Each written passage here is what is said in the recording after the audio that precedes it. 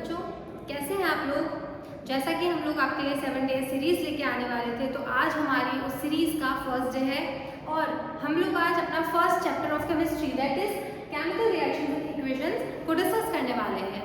इस वीडियो में आपको इस चैप्टर से रिलेटेड सारे इंपॉर्टेंट रिएक्शंस, इंपॉर्टेंट सब टॉपिक्स सब कुछ देखने को मिलेगा। अगर आपने इस चैप्टर को अच्छे से कर लिया तो आपका 80 to 85% चैप्टर यहाँ पे कवर हो जाएगा। तो आइए आगे बढ़ते हैं इस सीरीज में। इस चैप्टर में सबसे पहले इंपॉर्टेंट डेफिनेशंस जो होती है वो होती है केमिकल रिएक्शन। अब केमिकल रिएक्शन को जानने से पहले आपको केमिकल चेंजेस और फिजिकल चेंजेस के बारे में पता होना जरूरी है। फिजिकल चेंजेस इज बेसिकली ऐसा चेंज जिसमें कोई केमिकल रिएक्शन या कोई केमिकल चेंज नहीं हो रहा है, और केमिकल चेंज जिसमें सब्सटेंस का केमिकल कंपोजिशन ऑल्टर हो रहा है वो केमिकल चेंज होता है। अब जब हम केमिकल रिएक्शन की बात कर रहे हैं तो ऐसी रिएक्शन जिसमें केमिकल चेंज हो रहा है दैट इज केमिकल रिएक्शन। तो यहाँ पे जैसा कि हमने बताया है, transformation of chemical substance into another substance is known as chemical reaction. अब नेक्स्ट आता है हमारा chemical equation. Chemical equation basically chemical reaction को रिप्रेजेंट करने का तरीका है। अब हमारे पास कुछ रिएक्शन है, क्या हम उसे हमेशा पूरा बड़ा सा लिख सकते हैं? नहीं। तो केमिकल इक्वेशन जो है वो बस यही है कि हम केमिकल रिएक्शंस को किस तरीके से रिप्रेजेंट करेंगे। फॉर एग्जांपल यहाँ पे हमारे पास एक केमिकल इक्वेशन है A+B फॉर्म्स AB, ठीक है। अब इसमें जो ये वाला साइड होता है इनको हम रिएक्टेंट्स बोलते हैं, और जो हमारा राइट हैंड साइड पे जो चीज़ें होती हैं उनको हम प्रोडक्ट बोलते हैं, और ये हमारी केमिकल इक्वेशन है। अब हम आते हैं नेक्स्ट स्लाइड पे। अब बात करते हैं कैरेक्टरिस्टिक्स ऑफ केमिकल रिएक्शंस। अब कोई केमिकल रिएक्शंस अगर हो रही है तो हमें पता कैसे चलेगा कि वो केमिकल रिएक्शन हो रही है? उसके लिए कुछ ऐसी चीजें हैं, अगर वो आपको देखने को मिलती है इट मीन्स कि वो केमिकल रिएक्शंस हो रही है। For example change of colour, अगर कलर चेंज होता है या फिर कोई गैस इवॉल्व होती है या फिर टेम्परेचर में चेंज होता है, या तो हीट रिलीज होती है या हीट एब्जॉर्ब होती है। अब चेंज इन टेम्परेचर के बेसिस पे हम लोग दो तरीके से रिएक्शंस को डिवाइड करते हैं। First is exothermic, second is endothermic. Exo मतलब हीट का निकलना, और एंडो मतलब जिस रिएक्शन में हीट एब्जॉर्ब हो रही है, ठीक है। ये दोनों इंपॉर्टेंट टर्म्स हैं तो इनको मिस मत करना। नेक्स्ट हमारा आता है फॉर्मेशन ऑफ अ प्रेसिपिटेट। अगर किसी रिएक्शन में प्रेसिपिटेट बन रहा है, precipitate is basically insoluble solid. जब दो एक्वस सॉल्यूशन रिएक्ट करते हैं तो जो इनसोल्यूबल सॉलिड बनता है दैट इज प्रेसिपिटेट। तो उस केस में भी हम बता सकते हैं केमिकल रिएक्शंस हो रही है। Next is change in state. अगर स्टेट में कोई चेंज होता है like solid to liquid, liquid to gas, तो उस केस में भी हम बोल सकते हैं कि केमिकल रिएक्शंस हो रही है। नेक्स्ट जो बहुत इंपॉर्टेंट टॉपिक है जिससे एक क्वेश्चन तो पक्का आता ही आता है that is balancing chemical equations. अब यहाँ पे दो टर्म्स हैं, बैलेंस्ड केमिकल इक्वेशन और अनबैलेंस्ड केमिकल इक्वेशन, ठीक है। अब हम इक्वेशन को क्यों बैलेंस करते हैं? क्योंकि यहाँ पे हमारे पास एक लॉ होता है, law of conservation of mass. ये बोलता है कि रिएक्टेंट साइड पे जो एलिमेंट्स है उनका मास और प्रोडक्ट साइड पे जो एलिमेंट्स है उनका मास इक्वल होना चाहिए। बेसिकली हम लोग क्या करते हैं कि दोनों तरफ के नंबर ऑफ एटम्स को इक्वल कर लेते हैं, तो उससे हमारा मास भी इक्वल हो जाएगा दोनों साइड। अब यहाँ पे जैसे हम एग्जांपल देखते हैं, ये हमारे पास में अनबैलेंस इक्वेशन है और यहाँ ये हमारे पास में बैलेंस इक्वेशन है, ठीक है। अब इसको कैसे बैलेंस करेंगे इस रिएक्शन को? यहाँ पे सबसे पहले तो हम सारे एलिमेंट्स लिख लेंगे जो इस रिएक्शन में है, जैसे Fe, ऑक्सीजन और हाइड्रोजन। अब हम ये देखेंगे कि इसके रिएक्टेंट साइड में नंबर ऑफ एटम्स कितना है, और इधर लिखेंगे इसके प्रोडक्ट साइड में कितना नंबर ऑफ एटम्स है। जैसे कि यहाँ पे Fe कितना है 1, तो हमने यहाँ 1 लिख लिया। यहाँ पे हमारे पास ऑक्सीजन कितना है रिएक्टेंट साइड में दैट इज 1, और हाइड्रोजन की बात करेंगे तो हमारे पास 2 हाइड्रोजन है, ठीक है। अब अगर हम इधर आएंगे राइट हैंड साइड में प्रोडक्ट साइड में, तो यहाँ पे हमारे पास Fe जो है वो है 3, ऑक्सीजन की अगर मैं बात करूँ तो हमारे पास 4 है, और अगर मैं हाइड्रोजन देखूँगी तो मेरे पास 2 है, ठीक है। अब मुझे इसको बैलेंस करना है, तो सबसे पहले मैं देखती हूँ ऑक्सीजन को। ऑक्सीजन मेरे पास रिएक्टेंट साइड में 1 था, लेकिन प्रोडक्ट साइड में 4 है, तो क्या मैं रिएक्टेंट साइड में 4 से मल्टीप्लाई कर दूँ? तो अब दोनों साइड ऑक्सीजन बैलेंस हो गया, तो मैंने यहाँ रिएक्टेंट साइड में ऑक्सीजन को बैलेंस करने के लिए 4 लगा दिया, ठीक है। लेकिन यहाँ पे 4 लगाने से मेरा जो हाइड्रोजन है वो डिसबैलेंस हो गया। अब हाइड्रोजन को बैलेंस करने के लिए मैंने यहाँ पे 4 लगा दिया। Now this is balanced. अब अगर मैं फेरस की बात करूँ, फेरस मेरे पास में यहाँ पे 1 था और इस तरफ में 3 था। इसको बैलेंस करने के लिए मैंने रिएक्टेंट साइड में 3 से मल्टीप्लाई कर दिया। अब मेरी ये इक्वेशन बैलेंस है। आपको अपने बोर्ड की कॉपी में इसी तरीके से प्रॉपर मेथड फॉलो करना है बैलेंसिंग के लिए, ठीक है। क्वेश्चंस हैं आप लोगों के लिए, प्रैक्टिस क्वेश्चंस, क्योंकि हमने रिएक्शन बैलेंस करना देख लिया है, तो अब आप इनको प्रैक्टिस करिए। नेक्स्ट जो हमारा टॉपिक है वो आता है टाइप्स ऑफ रिएक्शन। ये भी बहुत इंपॉर्टेंट टॉपिक है, बोर्ड्स का फेवरेट टॉपिक है। टाइप्स ऑफ रिएक्शन में कुछ ना कुछ क्वेश्चन तो आ ही जाता है। अब हो सकता है कि वो डायरेक्ट डेफिनेशन तो कभी नहीं देता, बट हो सकता है कि वो या तो पूछ ले कि कुछ सेट ऑफ रिएक्शंस आपको दे दी जाए और पूछ लिया जाए कि टाइप्स ऑफ रिएक्शन बताओ, या फिर आपको मिक्स्ड क्वेश्चन में मिल सकता है टाइप्स ऑफ रिएक्शन और बैलेंसिंग ऑफ इक्वेशंस का, ठीक है। यहाँ पे हम बात करें तो फर्स्ट हमारी होती है कॉम्बिनेशन रिएक्शंस। जब दो रिएक्टेंट्स मिल करके एक सिंगल प्रोडक्ट बनाते हैं उसको हम कॉम्बिनेशन रिएक्शन बोलते हैं। इसका एग्जाम्पल हमारे पास एक रिएक्शन है, जब कैल्शियम ऑक्साइड की रिएक्शन वाटर से होती है तो CaOH होल ट्वाइस का फॉर्मेशन होता है कैल्शियम हाइड्रोक्साइड का। अब इनके कुछ निक नेम्स होते हैं।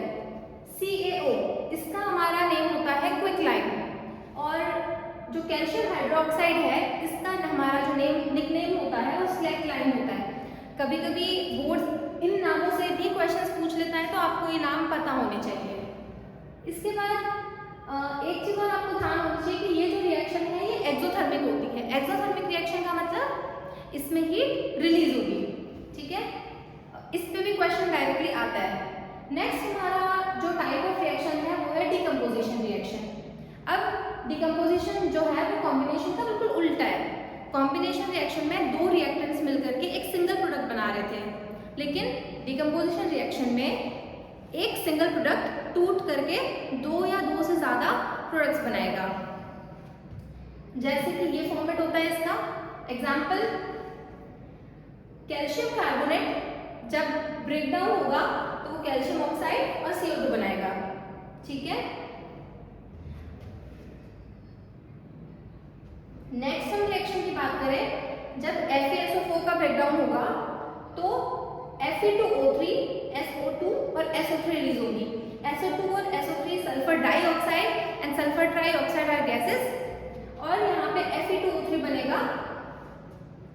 अब ये रिएक्शन जो है वो बहुत इंपॉर्टेंट है, क्योंकि इस रिएक्शन से जनरली एक ना एक क्वेश्चन आ ही जाता है।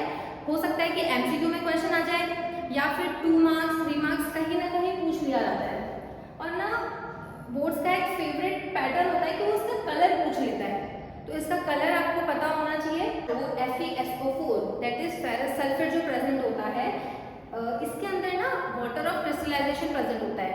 ये बेसिकली हमारा FeSO4.7H2O होता है। इसमें वाटर ऑफ क्रिस्टलाइजेशन प्रेजेंट है, 7 मॉलिक्यूल्स ऑफ वाटर। इसकी वजह से इसका जो कलर होता है वो ग्रीन होता है। अब जब इसको हीट किया जाता है तो ये जो पानी के जो मॉलिक्यूल्स हैं वो उड़ जाते हैं, तो उसके बाद जो हमारा ड्राई FeSO4 बचता है उसका कलर जो है वो वाइट होता है, और जब उसको और हीट किया जाता है तो वो डिकम्पोज होकर के ब्राउन कलर में कन्वर्ट हो जाता है, वो फेरिक ऑक्साइड बना देता है जो कि ब्राउन कलर का होता है। तो अगर आपसे पूछ लिया जाए तो आपको ये पता होना चाहिए कि FeSO4.7H2O ग्रीन कलर का होता है, और वो ग्रीन कलर से ब्राउन कलर में चेंज होता है। नेक्स्ट, अब हमने डिकम्पोजिशन रिएक्शन के बारे में देखा। हमारे पास 3 तरह की डिकम्पोजिशन रिएक्शन होती है, थर्मल डिकम्पोजिशन, इलेक्ट्रोलाइटिक डिकम्पोजिशन और photolytic decomposition reaction. Thermal decomposition means जहाँ पे हीट की वजह से ब्रेकडाउन होता है। इलेक्ट्रोलाइटिक मीन्स कि जहाँ पे इलेक्ट्रिसिटी की वजह से ब्रेकडाउन होता है, और फोटोलाइटिक में लाइट की वजह से ब्रेकडाउन होता है। अब थर्मल डिकम्पोजिशन का एग्जाम्पल तो हम पहले जहाँ पे Fe2O3 और हमको SO2 और SO3 मिल रहा था। अगर मैं इलेक्ट्रोलाइटिक डिकम्पोजिशन की बात करूँ, यहाँ पे मेरे पास जैसे एग्जांपल्स है, जैसे मैं इलेक्ट्रोलाइटिक डिकम्पोजिशन का बता रही थी, तो यहाँ पे जब हम वाटर में इलेक्ट्रिसिटी को पास करवाते हैं तो हमें हाइड्रोजन और ऑक्सीजन गैसेस मिलती है। अब यहाँ पर ये भी बहुत इंपॉर्टेंट क्वेश्चन है, यहाँ पे जनरली क्या पूछ लिया जाता है कि कौन सी गैस कहाँ रिलीज होती है। तो ये चीज़ आपको पता होनी चाहिए कि हाइड्रोजन कैथोड पे रिलीज होगी और जो ऑक्सीजन है वो एनोड पे रिलीज होगी। और एक क्वेश्चन और पूछ लिया जाता है कि इन गैसेस का रेशो क्या होता है, तो ये आपको पता होना चाहिए 2:1 के रेशो में रिलीज होती है। ठीक है, अब वो जो एग्जांपल है वो है थर्मल डिकम्पोजिशन का। ये भी बहुत इंपॉर्टेंट रिएक्शन है, इससे पक्का एक ना एक क्वेश्चन आता ही आता है। अब क्या है ये, लेड नाइट्रेट को जब हीट किया जाता है तो वो लेड ऑक्साइड NO2 और O2 में ब्रेक डाउन हो जाता है। जो यहाँ पे हमारा लेड ऑक्साइड है वो येलो कलर का बनता है और NO2 की ब्राउन फ्यूम्स हमें देखने को मिलती है। इसकी बैलेंसिंग थोड़ी सी मुश्किल है, तो इसके जो कोफिशिएंट्स हैं आप याद कर लो, 2, 2, 4, इस तरीके से आप याद कर लो। नेक्स्ट, जो हम फोटोलाइटिक डिकम्पोजिशन की बात कर रहे थे, यहाँ पे जब हम AgCl जो कि व्हाइट कलर का होता है उसको सनलाइट के थ्रू जब उस पर सनलाइट पास करवाई जाती है तो वो Ag और Cl2 में ब्रेक डाउन हो जाता है। जो Ag हमारा सिल्वर जो है वो ग्रे कलर का होता है, तो यहाँ पे भी आपको ये कलर चेंज याद रखना है, व्हाइट टू ग्रे। ये वाली रिएक्शन तो हम देख ही चुके हैं। एक टेस्ट होता है हाइड्रोजन टेस्ट, ये भी पूछा जाता है किसी न किसी क्वेश्चन में या किसी MCQ में दे दिया गया। क्या होता है कि जब किसी रिएक्शन में हाइड्रोजन गैस रिलीज होती है तो उसको टेस्ट कैसे करेंगे हम, कुछ नहीं है, बस हम क्या करेंगे, एक अगर हम कैंडल को उस गैस के ऊपर लेके जाएंगे तो वो पॉप साउंड के साथ बर्न आउट होगा, वो होता है हमारा हाइड्रोजन टेस्ट। हमारी जो नेक्स्ट टाइप ऑफ रिएक्शन है वो है डिस्प्लेसमेंट रिएक्शन। यहाँ से भी क्वेश्चन आता है। अब डिस्प्लेसमेंट रिएक्शन होती क्या है, जब एक ज़्यादा रिएक्टिव एलिमेंट किसी कम रिएक्टिव एलिमेंट को अपने सॉल्यूशन से रिप्लेस कर दे या फिर डिस्प्लेस कर दे, तो वो होता है डिस्प्लेसमेंट रिएक्शन। अब इसका एक एग्जांपल है हमारे पास, जिंक जब CuSO4 के सॉल्यूशन के साथ रिएक्ट करेगा तो वो ZnSO4 और Cu बना देगा। मतलब यहाँ पे जिंक ने कॉपर को अपने सॉल्यूशन से बाहर निकाल दिया। अब हमने देख लिया कि डिस्प्लेसमेंट रिएक्शन क्या है, लेकिन हमें पता कैसे चलेगा कि कौन सा ज़्यादा रिएक्टिव मेटल है और कौन सा कम रिएक्टिव मेटल है। उसके लिए हमारे पास होती है रिएक्टिविटी सीरीज ऑफ मेटल्स। इसमें क्या होता है कि मेटल्स को हमने अरेंज कर रखा होता है डिक्रीजिंग रिएक्टिविटी के ऑर्डर में। यहाँ पे पोटेशियम जो होता है ये मोस्ट रिएक्टिव एलिमेंट होता है और जो हमारा लीस्ट रिएक्टिव एलिमेंट होता है वो इसमें दिख नहीं रहा है, ठीक है, जो हमारा लीस्ट रिएक्टिव एलिमेंट होता है वो होता है गोल्ड। ठीक है,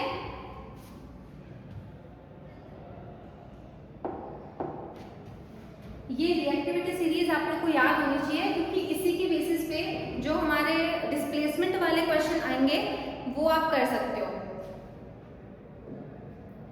नेक्स्ट हमारे आती है डबल डिस्प्लेसमेंट रिएक्शन। जैसा कि डिस्प्लेसमेंट रिएक्शन में एक ज़्यादा रिएक्टिव मेटल जो था वो दूसरे कम रिएक्टिव मेटल को डिस्प्लेस कर रहा था अपने सॉल्यूशन में। यहाँ पे क्या होता है कि दो आयनिक कंपाउंड्स आयंस को एक्सचेंज करते हैं, ठीक है, और नए कंपाउंड्स बनाते हैं। अब इसका एक एग्जांपल है NaOH reacts with HCl forms NaCl plus H2O।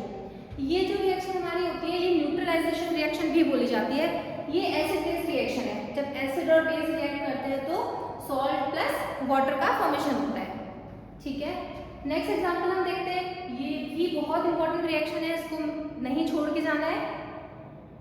Sodium sulphate जब बेरियम क्लोराइड के साथ रिएक्शन करता है तो बेरियम सल्फेट और NaCl का फॉर्मेशन होता है। अब यहाँ जो हमारा बेरियम सल्फेट बनेगा वो प्रेसिपिटेट बनेगा। अब प्रेसिपिटेट क्या था हमने पहले डिस्कस किया था, इनसॉल्युबल सॉलिड, इसलिए इस रिएक्शन को प्रेसिपिटेशन रिएक्शन भी बोला नेक्स्ट हमारी आती है रिडॉक्स रिएक्शन। रिडक्शन और ऑक्सीडेशन से मिलकर बना हुआ है। ऐसी रिएक्शंस जहाँ पे रिडक्शन और ऑक्सीडेशन एक साथ होती है उनको हम रिडॉक्स रिएक्शन बोलते हैं। ठीक है, अब हम बात करते हैं ऑक्सीडेशन रिएक्शन की। ऑक्सीडेशन रिएक्शन वो होती है जिसमें ऑक्सीजन का तो एडिशन होता है और हाइड्रोजन का रिमूवल होता है, और रिडक्शन रिएक्शन वो होती है जिसमें ऑक्सीजन का रिमूवल होगा और हाइड्रोजन का एडिशन होगा। इसके एग्जांपल्स की अगर हम बात करें तो यहाँ पे हमारे पास एग्जांपल है, जब कॉपर ऑक्सीजन के साथ रिएक्शन करेगा, मतलब कॉपर का ऑक्सीडेशन होगा, तो हमारे पास कॉपर ऑक्साइड बनेगा। इसका जो कलर होता है वो ब्लैक होता है, ये आपको याद होना चाहिए। नेक्स्ट अगर मैं रिएक्शन की बात करूं, कॉपर ऑक्साइड जब हाइड्रोजन के साथ रिएक्शन करेगी तो ये फिर से कॉपर और H2O में ब्रेकडाउन हो जाएगा। इस रिएक्शन में अगर हम देखें तो यहाँ हाइड्रोजन जो है इसके साथ ऑक्सीजन जुड़ रहा है, तो ऑक्सीजन का एडिशन हुआ, तो ये ऑक्सीडेशन रिएक्शन है। और नेक्स्ट यहाँ कॉपर ऑक्साइड से कॉपर बन रहा है, तो यहाँ तो ऑक्सीजन का रिमूवल हो रहा है, ये हमारी रिडक्शन रिएक्शन है।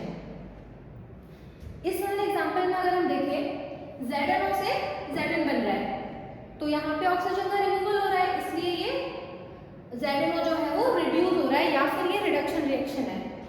जब मैं कार्बन को देखूं तो यहाँ पे कार्बन मोनोऑक्साइड बन रहा है, ऑक्सीजन का एडिशन हो रहा है, इसलिए ये ऑक्सीडेशन रिएक्शन है। अब हमारे पास दो टर्म्स और होती है, ऑक्सीडाइजिंग एजेंट और रिड्यूसिंग एजेंट। बहुत इजी है, बस आपको ये याद रखना है, ऑक्सीडाइजिंग एजेंट वो होगा जो कि रिड्यूस हो रहा है, मतलब आप उल्टा याद रख लो, जो सब्सटेंस रिड्यूस हो रहा है वो ऑक्सीडाइजिंग एजेंट होगा, और जो सब्सटेंस ऑक्सीडाइज हो रहा है वो रिड्यूसिंग एजेंट होगा। ठीक है, नेक्स्ट हमने बहुत सारा पोर्शन कवर कर लिया है, ये हमारा लास्ट पोर्शन है इस चैप्टर का, और मोस्ट इम्पॉर्टेंट पोर्शन भी है, क्योंकि कोरोजन या फिर रेंसिडिटी से रिलेटेड क्वेश्चन पूछ लिए जाते हैं। अब जब हम कोरोजन की बात करें तो कोरोजन का सबसे बेस्ट एग्जांपल होता है रस्टिंग ऑफ आयरन, और इससे क्वेश्चन जनरली आ ही जाता है। तो यहाँ पे जैसे कोरोजन का इम्पैक्ट क्या होता है कि जो मेटल के स्ट्रक्चर्स होते हैं वो वीक हो जाते हैं और मेटल डिटोरिएट होता जाता है, और ये प्रिवेंशन के बारे में भी पूछ लिया जाता है। कैसे प्रिवेंट किया जाता है कोरोजन को? By coating metals with protective layer, जैसे कि गैल्वेनाइजेशन, हम जिंक की कोटिंग करते हैं आयरन पे ताकि आयरन को प्रिवेंट करा जा सके रस्टिंग से। अगर प्रिवेंशन की बात कर रहे हैं तो या तो हम गैल्वेनाइजेशन के थ्रू प्रिवेंट करेंगे। इससे होता क्या है कि जो एयर में ऑक्सीजन या मॉइस्चर प्रेजेंट होता है वो डायरेक्टली मेटल के कांटेक्ट में नहीं आ पाते, और इसकी वजह से जब डायरेक्ट कांटेक्ट ही नहीं होगा तो कैसे होगा कोरोजन। अब इसके एग्जांपल्स की अगर मैं बात करूं तो हमारे पास इसके यहाँ पे कुछ एग्जांपल्स है। पहला तो सबसे इम्पोर्टेंट एग्जांपल होता है रस्टिंग ऑफ आयरन। जब आयरन अगर एटमॉस्फेयर में रहता है तो वो ऑक्सीजन और वाटर के साथ में रिएक्शन करके Fe2O3.XH2 ये बना लेता है, और इसी को हम रस्ट बोलते हैं। ठीक है, नेक्स्ट हमारा होता है टार्निशिंग ऑफ सिल्वर। ये तो सब लोगों ने देखा होगा, आप जो भी सिल्वर की ज्वेलरीज पहनते हो वो ब्लैक हो जाती है। क्यों हो जाती है वो ब्लैक? क्योंकि सिल्वर हमारे एटमॉस्फेयर में present H2S gas, hydrogen sulphide gas के साथ में रिएक्शन करके Ag2S बना लेता है। क्या बना लेता है? Ag2S। ये जो Ag2S होता है ये ब्लैक कलर का होता है। ठीक है, और नेक्स्ट हमारा होता है कॉपर। तो कॉपर पे जो लेयर बनती है वो बनती है कॉपर कार्बोनेट की। ठीक है, तो यहाँ पे हमारा जो रस्टिंग वाला है, कोरोजन वाला पोर्शन है वो भी खत्म होता है। नेक्स्ट जो हमारा एक और ऑक्सीडेशन का डेली लाइफ यूज है वो है रेंसिडिटी। अब रेंसिडिटी क्या होता है? जो भी ऐसी चीज़ें होती हैं, ऐसे फूड आइटम्स जो होते हैं जिसमें ज़्यादा फैट्स या फिर ऑयल होता है, वो अगर ज़्यादा देर बाहर रह गए तो वो ख़राब हो जाते हैं, उनका टेस्ट या उनकी स्मेल चेंज हो जाती है, उसी को हम रेंसिडिटी बोलते हैं। अब ये क्यों होता है? क्योंकि वो जब बाहर रहते हैं तो बेसिकली उनका ऑक्सीडेशन हो रहा होता है, ऑक्सीजन के प्रेजेंस में ये जो फूड आइटम्स है वो खराब हो रहे होते हैं। अब ये अच्छी चीज़ तो है नहीं, इसका इम्पैक्ट क्या होता है कि जो फूड आइटम्स है हमारे, उनके टेस्ट और स्मेल में चेंज हो जाता है और उनकी जो शेल्फ लाइफ है वो कम हो जाती है। इसका प्रिवेंशन क्या है? या तो इनको एंटीऑक्सीडेंट्स को ऐड करके बचाया जा सकता है, या फिर एयरटाइट कंटेनर्स में इनको स्टोर किया जा सकता है, या फिर फूड को हम रेफ्रिजरेटर में रखते हैं ताकि ऑक्सीजन से जो डायरेक्ट कांटेक्ट है वो कम हो पाए। इसके एग्जांपल्स में आता है spoiled chips, old cooking oil, या फिर आप ये मान लीजिए जितने भी जो फूड आइटम्स हैं जो खराब हो जाते हैं ज़्यादा देर बाहर रखने पे। आपने देखा होगा कि चिप्स जो आती है उसके अंदर ना नाइट्रोजन भरी हुई होती है ताकि वो जल्दी खराब ना हो।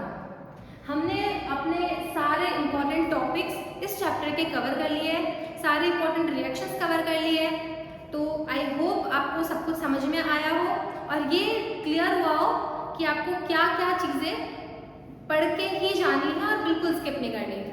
सो अब नेक्स्ट वीडियो में हम इसके PYQs डिस्कस करेंगे और मोस्ट इम्पॉर्टेंट क्वेश्चंस भी डिस्कस करेंगे। सो बने रहिए हमारे साथ। Thank you.